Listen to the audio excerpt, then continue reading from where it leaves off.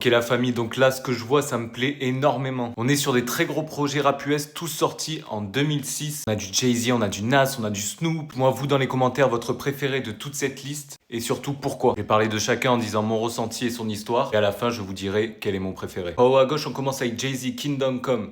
Un projet qui a pas mal été critiqué. En plus, c'était un retour de Jay-Z. Ça faisait 3 ans qu'il avait fait une pause musicale. Il est revenu beaucoup plus confiant avec des sujets beaucoup plus introspectifs. Moi, c'est un projet, franchement, qui me plaît pas mal de Jay-Z. Il a découvert de nouveaux thèmes et plutôt réussi. Donc, pour moi, c'est un bon projet. J'enchaîne après avec un projet iconique, Nas, Hip Hop is Dead. Ce titre a inspiré beaucoup de rappeurs par la suite. Le fait que ça soit un très bon projet, je pense pas que ça soit un de ses meilleurs, loin de là. Il y a quand même une collaboration avec Jay-Z, donc qui marque un petit peu la fin de cette rivalité complètement iconique. Un petit peu ça qui va porter le projet, on va pas se mentir. Avec AZ, un rappeur new-yorkais. Très très chaud niveau lyrics, moi sa musique me touche un petit peu moins, je vais être honnête, surtout que je l'ai connu assez tard quand je me suis replongé dans tout l'historique new-yorkais. Pareil pour Luke Fiasco, en vrai, très bon projet, beaucoup influencé par les skaters et lui-même a influencé les skaters. En revanche, ce n'est pas un projet moi qui m'a touché personnellement, même si je dois reconnaître que sa plume est vraiment pas mal. Enchaîne avec Blue Carpet de Snoop, attention très gros projet,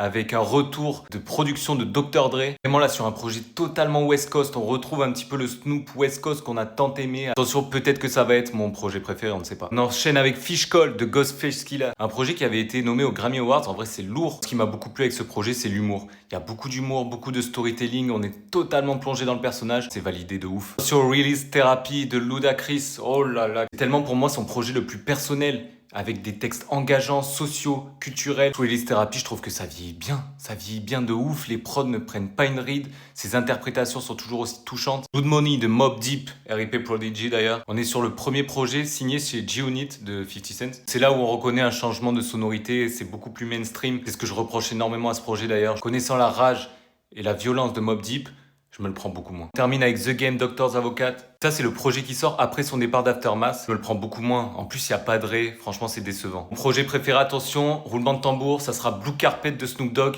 Rien que pour les prods de Dre, ce retour à la West Coast, c'est trop iconique en vrai.